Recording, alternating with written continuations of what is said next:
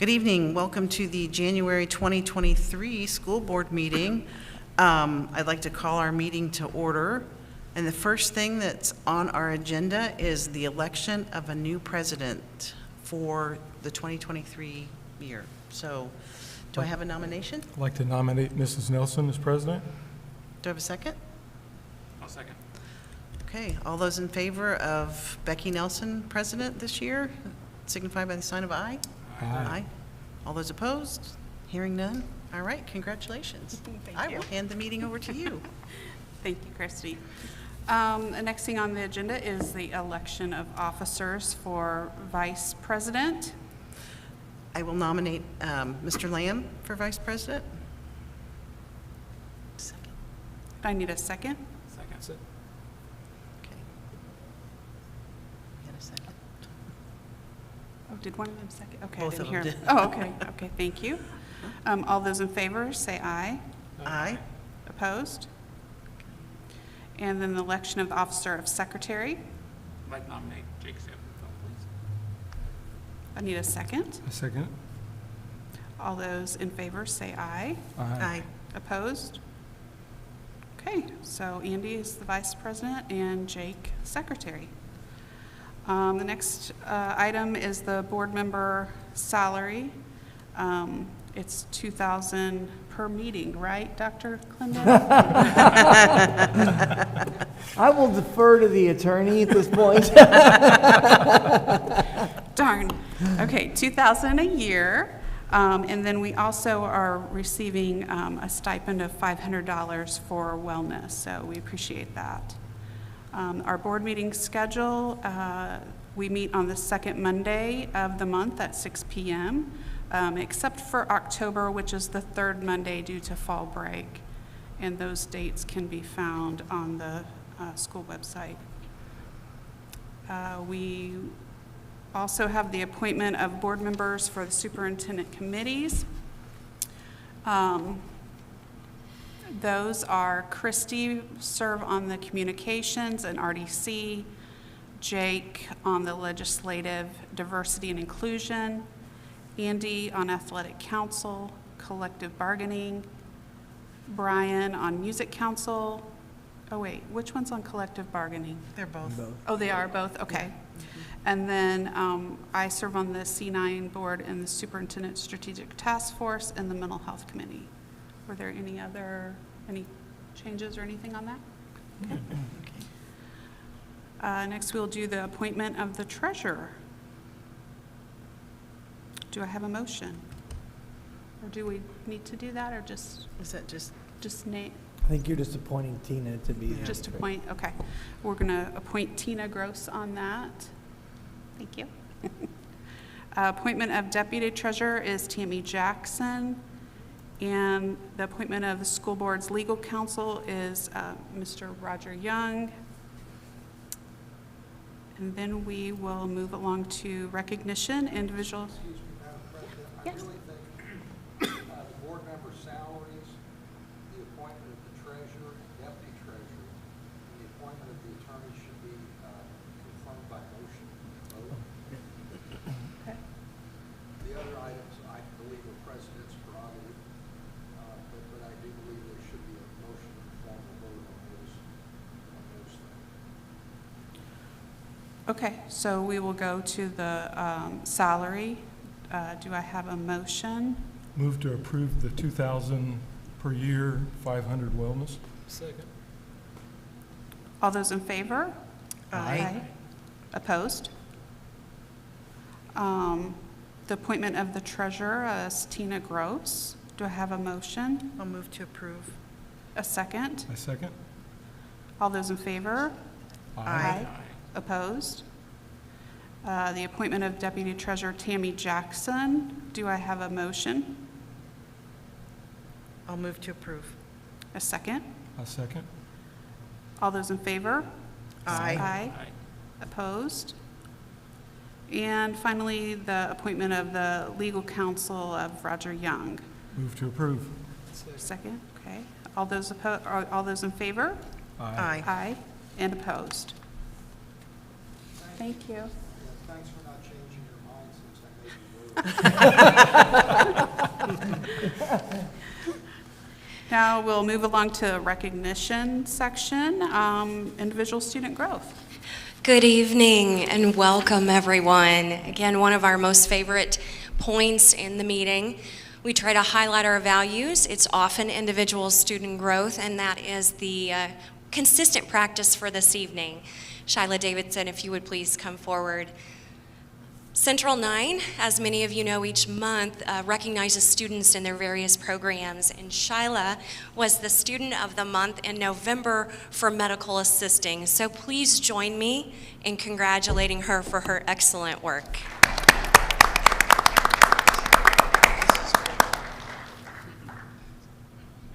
All right.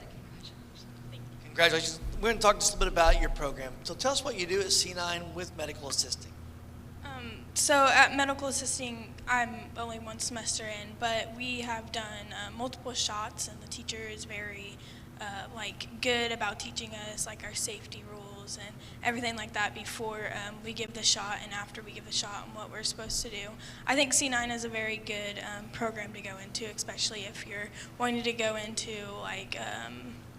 bigger career opportunities and stuff like that. Like C9, I've always wanted to be in the medical field. So when I saw the opportunity to become a medical assistant at C9, I took the opportunity, and it's a very good program. The teachers there are very nice and everything like that. I think it's a very good opportunity. I've learned a lot since I've been there, and going into the second semester, we're really only 2 days in, but I've already learned a lot about the heart and stuff like that, on what the heart does and all the different valves of the heart and the deoxygenated blood and stuff like that. But it's a very good program. And do you get to play with the computerized cadavers in this class? Yes, so we do take a field trip to the cadaver lab in Indianapolis, and that is very cool. It's not as gory as what you would think it would be. It's you get to learn a lot about the muscles and the different bones in the bodies, and it's really cool. And the formaldehyde isn't as bad as what you think it would be either. Well, congratulations on Thank you. your award. We're going to get a picture right here. The three of us.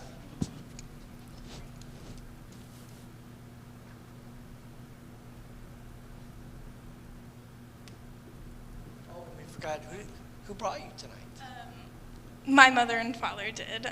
I'm thankful that you guys did it in January, because my mom has been going through her chemo and radiation, so we got to wait a month so she could be here for that. So thank you guys. Thank you. Thanks so much.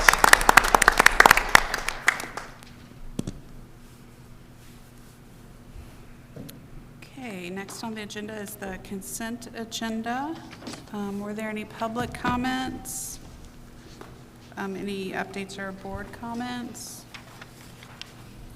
Yes, I would like to comment on the Your Money Line agreement.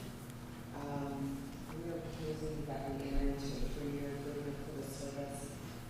As a reminder, these are employer choice dollars, and this is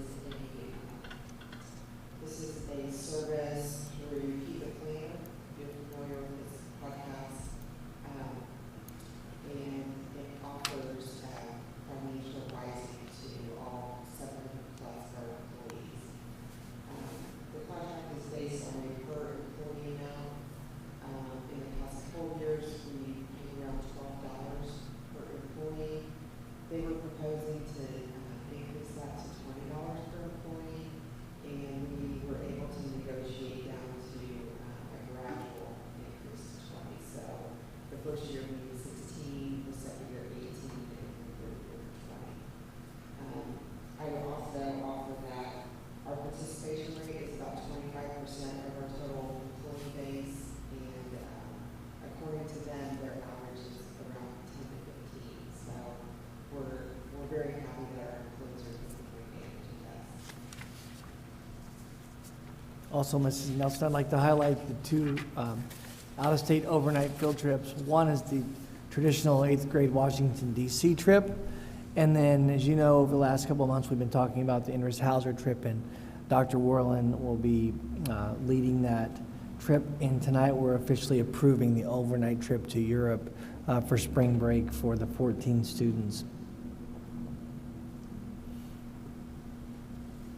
Sounds like fun.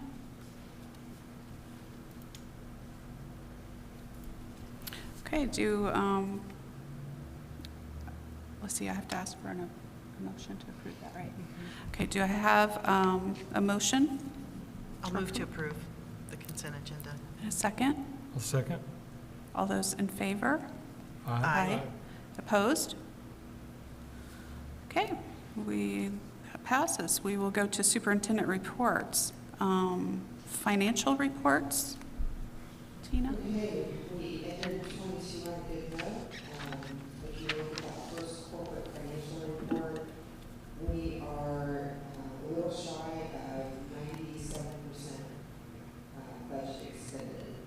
If you look at that first green line, that shows our total budget, total expenses, and then unexpended balance. So we were pretty close. $2 million out of a $70 million budget is not a lot, but we also, if you look at each of the line items, if we have negative balances in the unexpended balance column, we knew that. We received more revenue than what we had planned at the beginning through both increased tuition support and increased AE. So we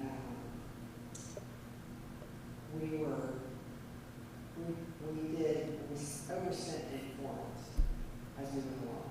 So and that was on increased wages for both teachers and support staff. So any questions on that? The bottom section shows all of our balances in each of the funds that we have. So a lot of those line items in that bottom section are what you see in the fiscal indicators that we just reviewed. Any questions? If not, I'll go on to the cash flow document. This shows our beginning and ending balances for each of the 4 funds that we have. So I'll start with education. If you look at our January start was $3.3 million, and then our December end was $4.8 million, and then the yellow box all the way to the right shows either our increase or decrease in fund balance. And fund balance is the equivalent of savings in those funds. So in operations, we started with a $3.8 million amount in January and ended with $2.4 million. So that was a deficit of $1.3 million. I probably should have pointed out too that if you look in the education section and look at that 4th line down, 2022 transfers out. If you scroll over to the September column, you'll see that we did not make transfers from the Ed Fund to operations during September, October, November, December. And the reason for that was we had fund balance in that fund to rely on, so we kind of decided to stop those transfers. But instead, later in the meeting, we will request a transfer of the Ed funds to rainy day. So it's kind of a buildup of savings per se. In the referendum section, we started with a $2.4 million amount and ended with 2.7. So we're getting very close to spending all of those dollars over the course of the year. And then in debt service, we started with $3.8 million and ended in December with $2.2 million.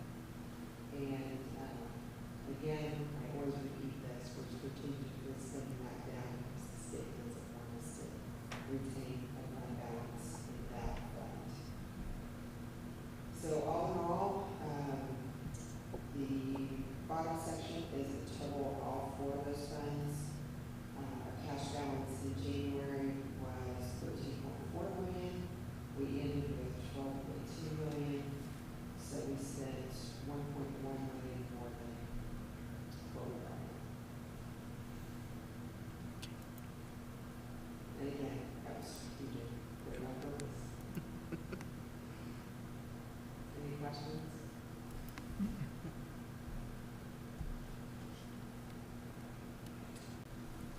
And then, I want to yeah. close transfers. Yep.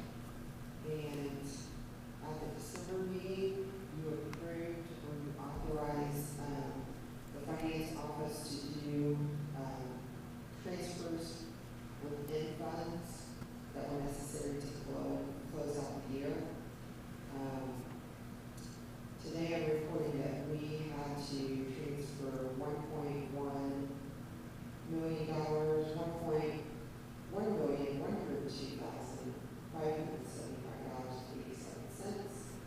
from rainy day to textbook rental to zero that account out. But by the end of this month, we will transfer those funds back to rainy day and then the textbook rental will deficit. Now, it is a high number this year because we did 2 adoptions and it will take 6 years textbook rental to pay that down. That's not all of it, but it's a lot of it. Okay. Makes sense? If you noticed, Governor Holcomb in his announcement of legislative priorities, textbook rental for the first time became a priority. And he's asking the General Assembly to consider paying for textbook rental. We're one of 7 states that still have parents paying for textbooks. So that could be a significant change for us in the future as well as for the parents in our community when we're talking about the amount of money it does take to rent a textbook in our district. So that's one thing that we'll want to continue to keep an eye on. I think ISBA is also keeping you guys informed on that as well. But that's a big item on his agenda. I saw that they were saying that one of the negative things about that was that that you might not be able to adopt the type of books. So do they That's correct. so they want you to buy this, they might not give you as much option? Correct. Okay. It's a possibility. Mm-hmm. We'll be watching that. Yeah. Interesting. If you follow states that have had that pattern, they usually narrow it down to 1 or 2 books and say, which one are you going to choose for your school district? So that's what they would do. Okay. So. Next on the agenda is the Franklin Cub Academy. It's Katie.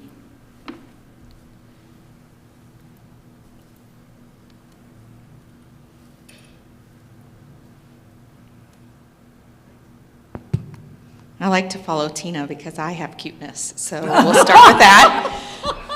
I will follow Tina every day. These kids are much cuter than your numbers. I am here to propose a rate increase. I did a couple of slides just for some history with Cub Academy. There we go. I think you go back one more. Yep, too fast. So in 2014, Jeff Mercer came to me to build a committee to open Cub Academy and as a revenue generating preschool for our district. And so it took an entire year in a committee to get this project off and running. In 2015-16, we had 3 classrooms, 3 schools, 60 students. And you can see from the presentation, we are currently at 6 classrooms and 4 schools and 120 students. So the staffing, the students, we've increased over the years. And we're servicing a lot of kids in our community. When we opened, and for quite a while, I don't know where the extra 2 came from there, or the 0, but from 2016 to 2021, we were at a $150 a weekly fee that included before and after school care, the preschool, and then the morning and afternoon snack. 2020, we did a rate increase of $165 for a weekly fee, including the same things. Some things have changed over this last 2 years, and we have had to absorb the snacks. So morning and afternoon snacks, feeding 120 kids, we've just absorbed over the last 2 years, just because we had just came to you in 2020 for that rate increase. So you can also understand that supplies are more, the staffing hourly rates have went up. And so I wanted to run by you to raise next year's weekly fee to $180 for full-day students, $135 for 3 full-day students, and keep the half-day at $75. All of our Johnson County surrounding areas are about $100 more than that for a weekly fee, or for the daycare and the preschool option. We are very proud of our preschool, and it's because of the people. I have great lead teachers, I have great assistants, and they bring the people. I've been on a waiting list for a couple of years, so that's a great acknowledgement for our people that are in those right seats. So we are generating revenue and preparing our students for kindergarten, which is a great thing. They're great leaders when they go into the classroom. Providing placement for our IEP community students. We have 25 students in our general ed preschool getting that experience with their typical peers. And then it's a quality preschool. As you know, many have closed around us locally, and we're proud to be able to get these kids in a safe environment with great people and learning and growing in Franklin schools. So registration's coming up, and I'm having to update all those things and get those things ready. So Dr. C and Tina wanted me, and Mrs. Gross wanted me to bring that to your attention. One other thing to highlight, at the most recent At My FC Academy, the community did ask about preschool because, as Katie shared with us, Discovery closed officially in December. So many families do not have an option of preschool. So the question was, are we going to expand our options for preschool? Well, we're running out of space to do that, but it is something that we need to talk about in February with regard to our long-range planning. And what does that look like for us? Because, as Katie said, the kids are coming in prepared. It really is a core function for us to get ready for kindergarten and help both our community and our students, which is our number one guiding principle. So it's a conversation we need to have, but we're going to need some more space if that does take place. Katie's done a great job of juggling all the kids in different places and spaces right now, but as we continue to grow at the elementary age, we're going to run out of some space. How big was that program? Excuse me? How big was that program? How many students, how many kids do they have?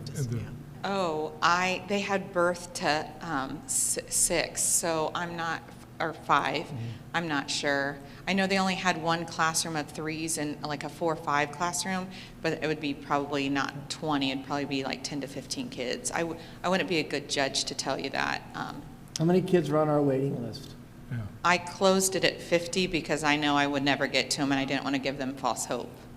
So the last 3 years, I had registration in March and the waiting list was always closed by June.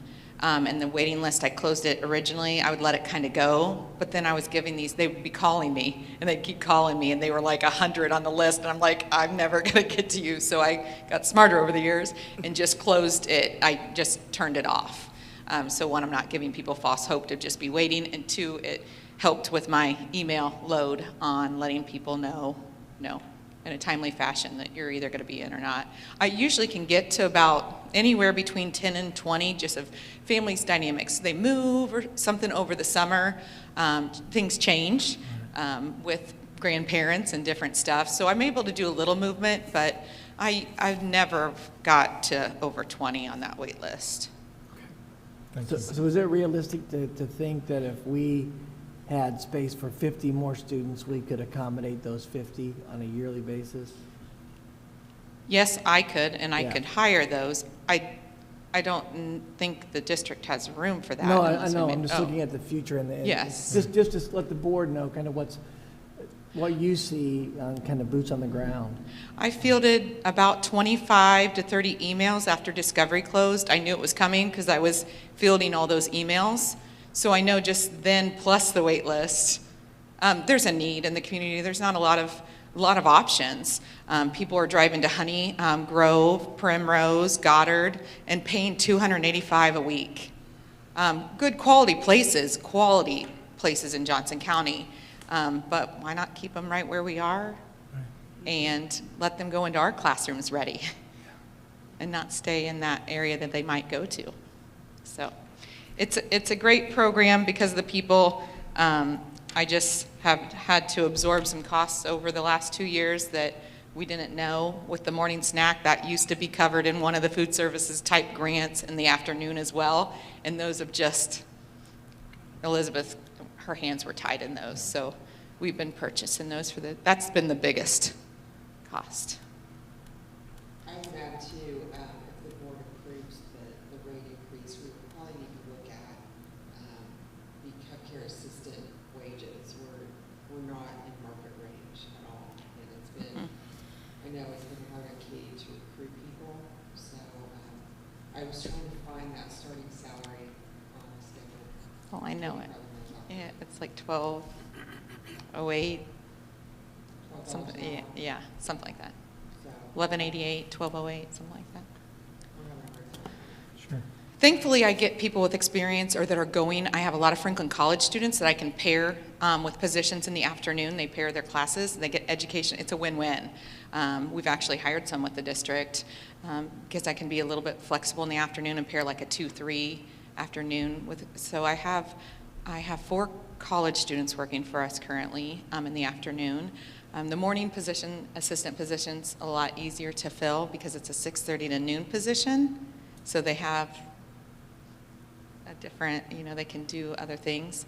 The lead teachers never have a problem. I have people usually waiting for those. So it's just that afternoon, 12 to 5:30. It's just a little odd time. So it does work great with college students, but I have had hard time filling those. Nice job.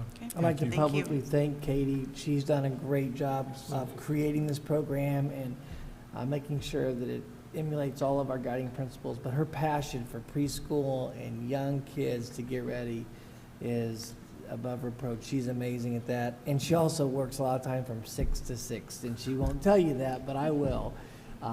So Gotta do what Katie- you gotta do. Yeah, you've There's done a parents phenomenal waiting at the job. door. I do have one question for you to leave it for the board. As Mrs. Gross just said, we need to raise additional hourly rates. Is that 180 going to capture that to give us an additional If we could get even sal- aligned with the Title I assistants or the special ed assistants, we're below them coming in. So we can look at it. So that 180 is going to allow that, Oh, the 180 weekly fee. yes. It gives us some cushion, because we were just going to do 10, and then I am asking for 185. So that, Okay, yes. all right. I'm not changing the morning. We came in high on that one, just because no other preschools, like Victory, Grace, some of the parochial preschool options, they don't offer that 5 half-day. They'll do a 2 half-day or a 3 half-day. And we wanted to be a little different from them when we were marketing from the beginning. So it was a different, higher number from the beginning. That's why I'm not touching that. We haven't touched that since we opened, and we're still marketable with all that. So I think at this point, when we go to Union for the visit at the end of this month, I will open up for our special regular session to vote on this, and Katie will be there. So we'll give a couple weeks for us to think about it, and that also gives her time to publicize in February to get ready for registration moving ahead. Okay? Okay. That's cutting it kind of close, but I will string these emails along a little further. Well, I think I think you can give notice that we'll probably see an increase. Okay, Yeah. great, thank you. And you'll notice when you're at Union coming up that we are one classroom away from kicking out our little preschoolers. So we're busting at the seams, and we have one over on that side of town, and it's great. We've been able to keep some kids from other districts because they were there. So you'll see that kind of pain of where we got to fit all these little tigers, even though they're great to have. All right. Thank you. Okay, we will Move along to the action items. Are there any public comments? Okay. All right, we'll go to the Null Education Services Agreement. Thank you. There have been no changes since the last meeting. Again, this is the agreement for the keynote, kind of the center of the Building Thinking Classrooms conference that we're hosting with CIESC on June 29th and 30th. Are there any questions from the board? Move to approve. Okay, second? I'll second. Okay. Those in favor, say aye. Aye. Aye. Opposed? Okay, the motion passes. Next is the resolution for transfer from Education Fund to Operations Fund. Tina? Yes, this should look familiar. This is a resolution that the board approved in January, authorizing me to transfer up to 15% of the education fund to the operations fund each month. Any questions? I'll move for approval. I second. Okay, all those in favor, say aye. Aye. Opposed? Okay, the motion passes.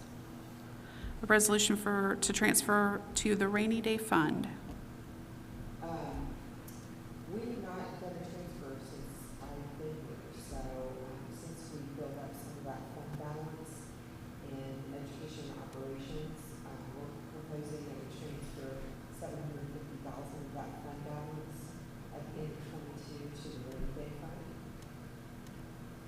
Build up our savings. Okay? I'll move to approve. Second. Okay, all those in favor, say aye. Aye. And opposed? Okay, motion passes. Policy, second readings. This is the cafeteria program for Franklin Schools, and nothing's changed from our first reading. Mr. Sappenfield, as we travel forward, the way that we do board policies is that you, Dr. Worrell, and I will meet and actually do a pre-reading and go through the actual language and anything that we need to get clarified, we either send to Mr. Young or we seek further information like this when we go to the Director of Food Services. At that point, it comes to first reading to the board, and then the next month we adopt. That's the protocol that we use for our board policy. So here we are in this one. Mr. Wagner did sit with us, or we sent it on to Mrs. Edwards, and that. We do have the next volume reading coming up in 2 weeks. We'll check with your calendar, and we can do it virtually, where we plug into each other. And then Miss Campbell helps us. She takes all the information and notes and then gets it back to us. That's where you see the green, where she's submitting those to us at that time. So at this time, I would ask for recommendation to approve policy 8500, please. Okay, can I have a motion? Move to approve.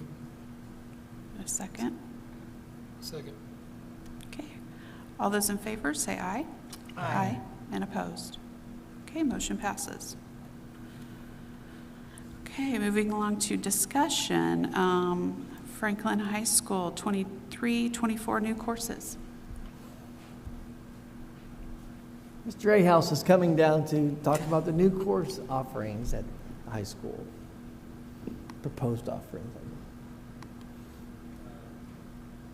I'll start by saying I question the logic of making fun of the person that controls all the money and then asking for money. I think you're great.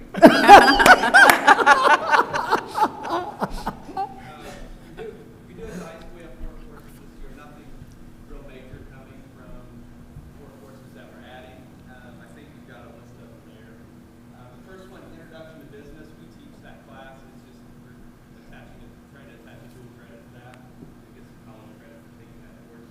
It will also probably tier it into a couple different levels if the student doesn't want to go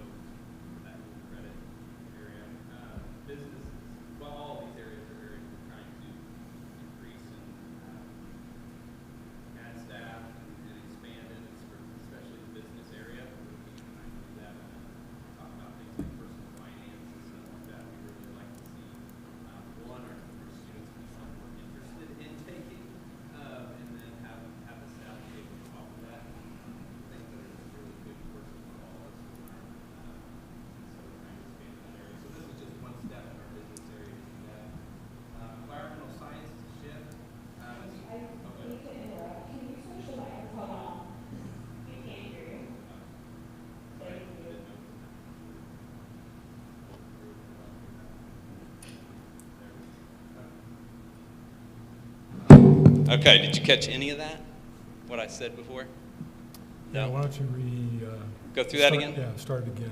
Okay, the Intro to Business course is a dual credit course. We teach Intro to Business, but we're adding the dual credit option to that through Ivy Tech. So we will teach 2 different levels, the normal business, Intro to Business course, and a dual credit course. So it gives some options to our kids going into that area. And what I was saying is we're trying to expand that business area if we can, especially I was mentioning personal finance is one of the courses we'd like to see in the future expand. We think that's a great course for students. We can't really require every kid to take it, and they don't tend to have the interest in it until it's probably later that they figure out that would be a really nice course to take, or things like that, where we're talking about personal finance. So I do think business is an area we're going to look to expand in a few years and try to get more of a push into some of those courses. So this is one step in that direction. The second one is environmental science. That's a new course.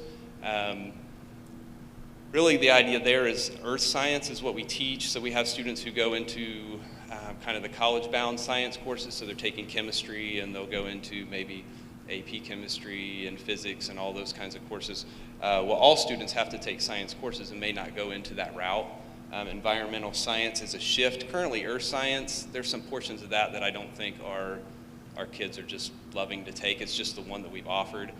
Who doesn't want to learn about rocks and all this kind of stuff? So this is more about like biology, weather, environmental impact, things like that. So it's just different. It's just a different course that students can take if they're not kind of on that chemistry, physics route where they're filling their science requirements, but we think the content would be a little more appealing to students than earth science.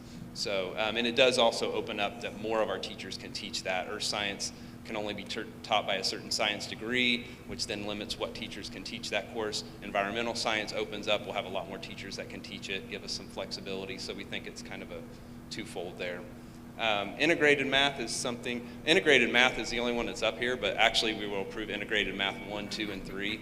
I think the state finally listened after decades of us. Algebra 2 is the most failed course in the state of Indiana because we require students to, when they get their diploma, to make it through Algebra 2, and there's a lot of content in Algebra 2 that doesn't apply to students who aren't college bound, who might be going a different direction, but they're still forced to, they may go to C9, be in a program, have their path well made in what they're doing, and then have to come back over and pass Algebra 2, and they just kind of come back over like, why am I taking some of this stuff? Like, some of us may have felt that before, where we have some courses we have to take, and we're like, where does this apply to what I'm doing, especially that late in the game when you're trying to get through. So integrated math 1 would be the equivalent of algebra 1.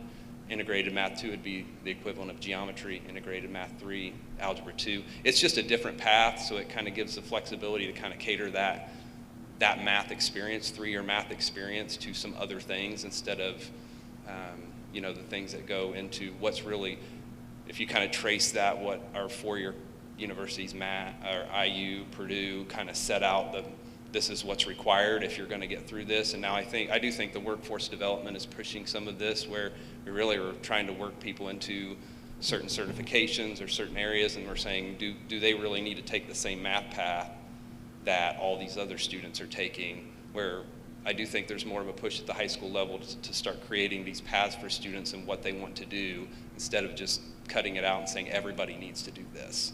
So I think that's the state's response to everyone saying, then quit making us send every kid down this path and let us help them out in a little bit of a different way. So we will open that up, probably mostly teach integrated math 1 this next year, so our 8th graders will come over and we will start to tier that out a little bit.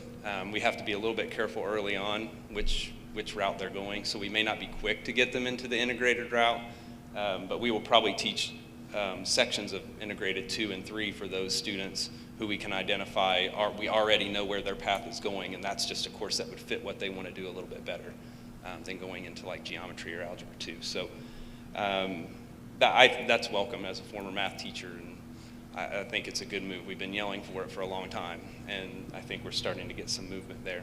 And then the last one is an expansion of our agriculture department. That's just a capstone.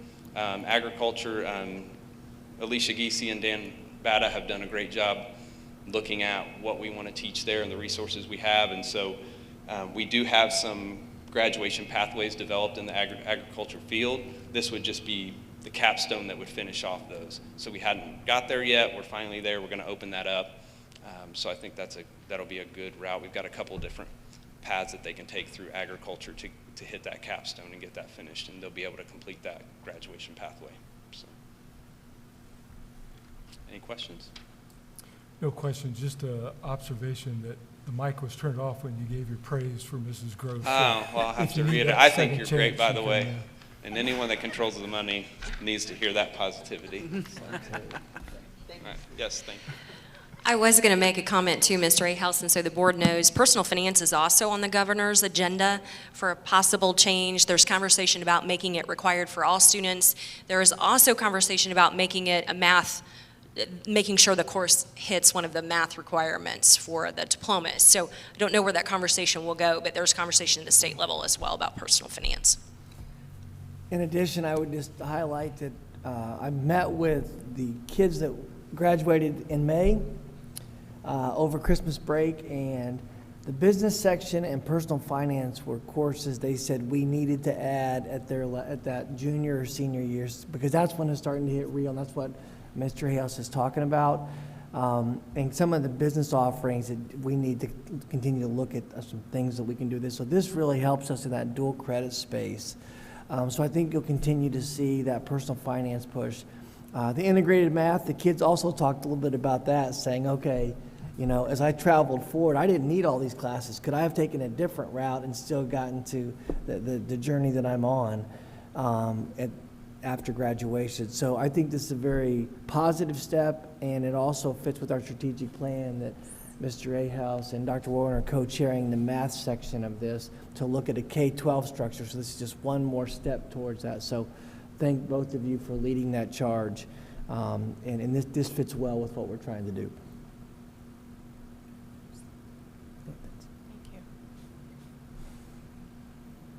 Okay, next on the discussion is the Northwood Elementary roofing and exterior repairs contract. Yes, I'm going to take this. Mr. Sewell could not be here today.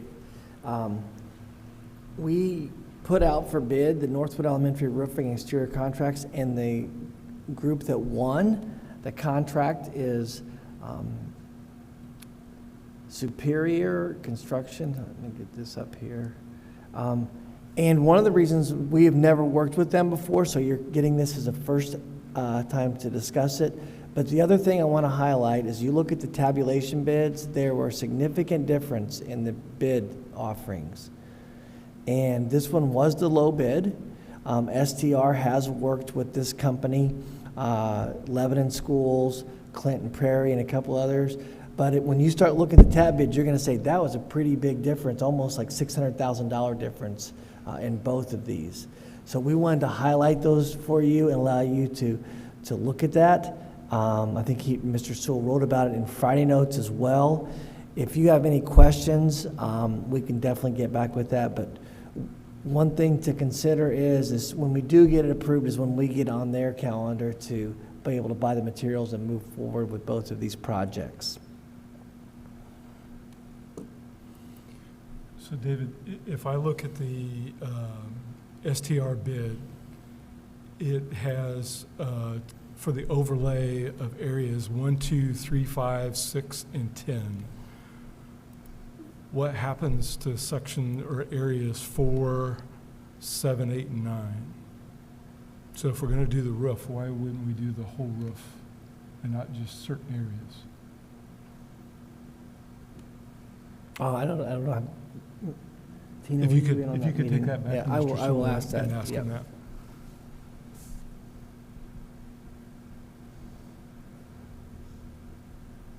that. Okay. Any other questions or specific? I do think it's okay not to escalate this, to allow us to get those questions to you. We understand that, you know, with supply demand, that could cause some stress, but I think with the difference and making sure this is the first time company that we're working with, I think getting the answers is probably the most important thing for us at this time.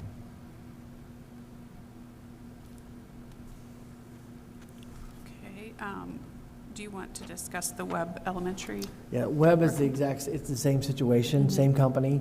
And I will look at both of those, the comments that Andy just made as well to that section. But if you open up the tab bid, you can see all the different bids that we did receive, and see what we're talking about. We did receive several bids for the roof, which was great with regard to the things that are going on in the economy. But we want to make sure that we're being very prudent with our dollars, and we're moving forward. Yeah, it looked like the web bid, it covered, they said 1 through 6 Yep. on the area, so it would cover the whole Yep. thing. So I was just curious on how the layout of Okay. that. All right, we'll get back with you and we can Thanks. answer that. And then maybe if we do need to escalate it, we can do that at Union as well, coming up for our visit. Okay. Any public comments on the discussion items? One? Okay.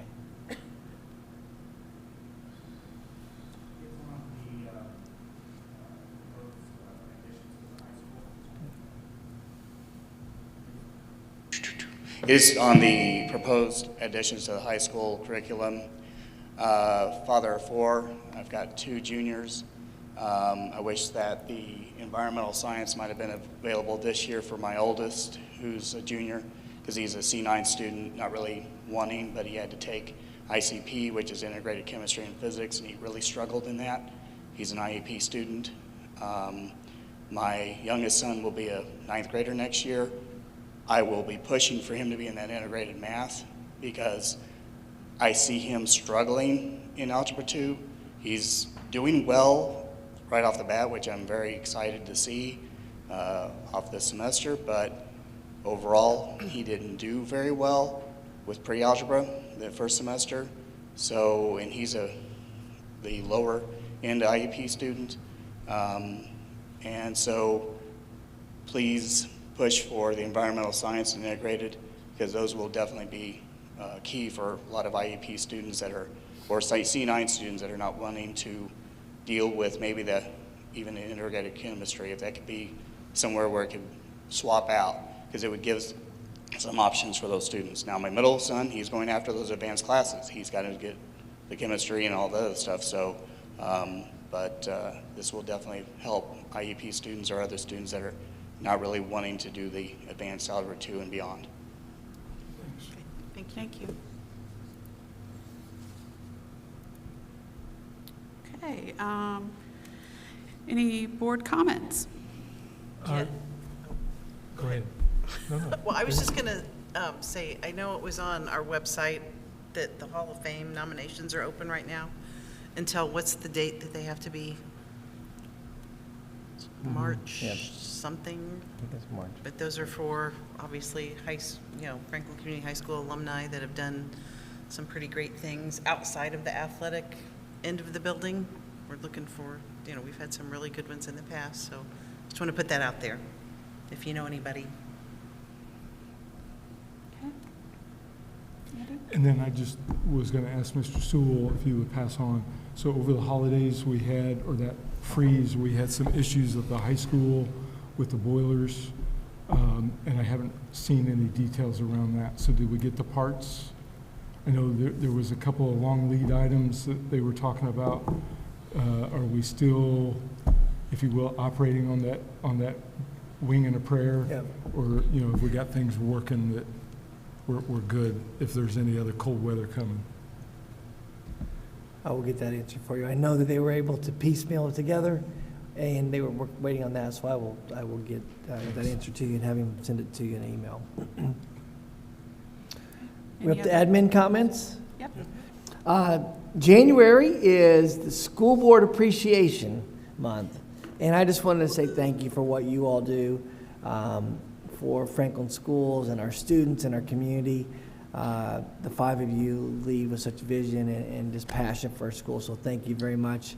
We're going to send out some social media praise and celebration So Mr. Sappenfield, the first day, we're going to praise you. Congrats. I appreciate it. No, it is great, and all the former members too that have gone on to make a difference. So thank you for what you're doing. Want to highlight also that coming up, we are heading to Union. And one of the things that we're looking at, obviously, is getting back into a normal routine for our quarterly visits.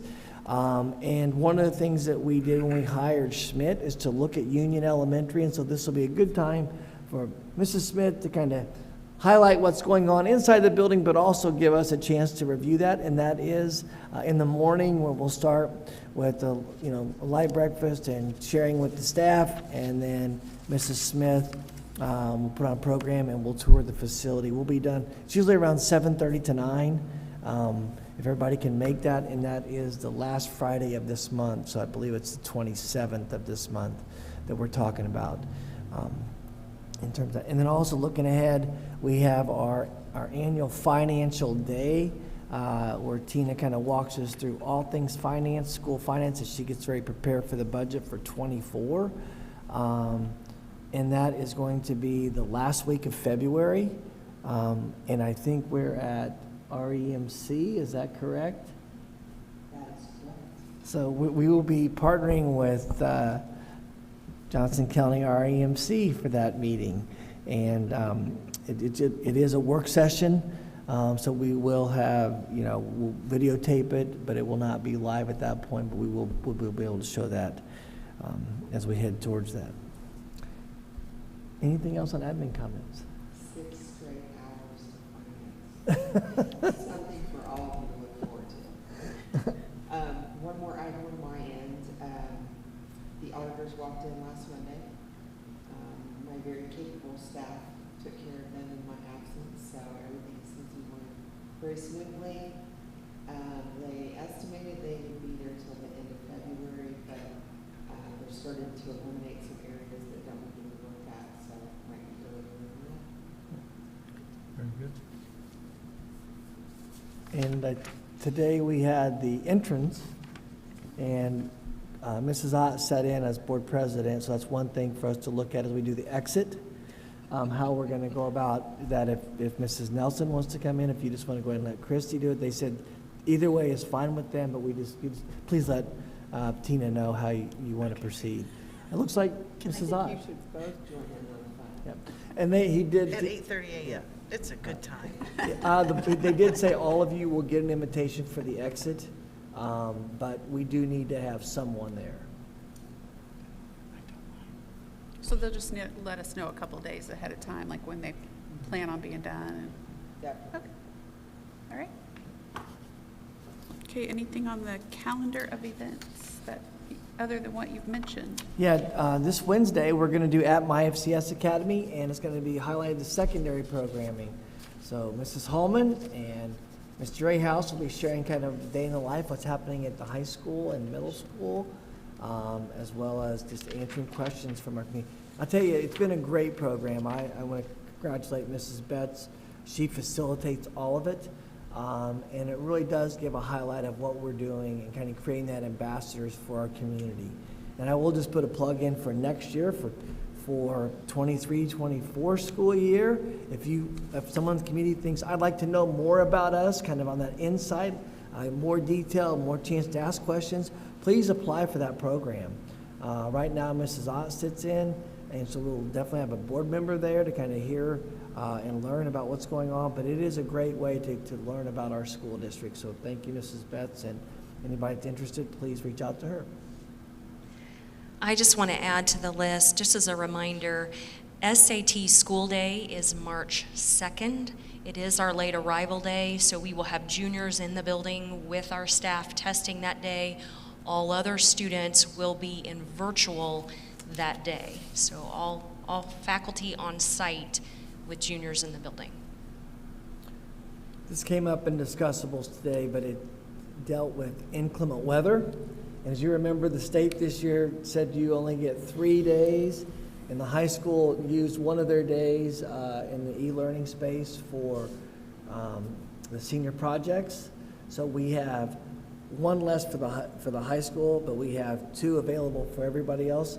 and high school may have to go to a virtual, and so just by definition, would you please remind everybody what virtual versus e-learning means as we talk about inclement weather? Yes, and so the state has limited us to 3 e-learning. That's the term that we use. Those are asynchronous.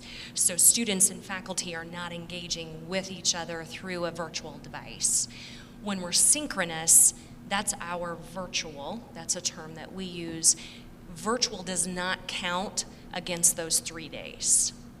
So that virtual day will not be one of the 3 that we're limited to. So if we have an inclement weather day coming up in January, February, March, or whenever, we do have some options in both spaces, but the high school has one less option.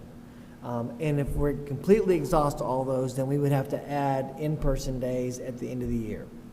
So I just wanted to remind everybody about that. We'll get that information out if we do have bad weather as quickly as we can. It's usually between 4:30 and 5 in the morning of the day. So as we watch the weather, and if it can be called earlier, that'd be great that I will do that. But just wanted to make everybody aware of inclement weather practice and procedures. We'll put those on the website. I'm sure they're there someplace, but we'll refresh them to bring them up to the forefront. As January and February, you never know in Indiana.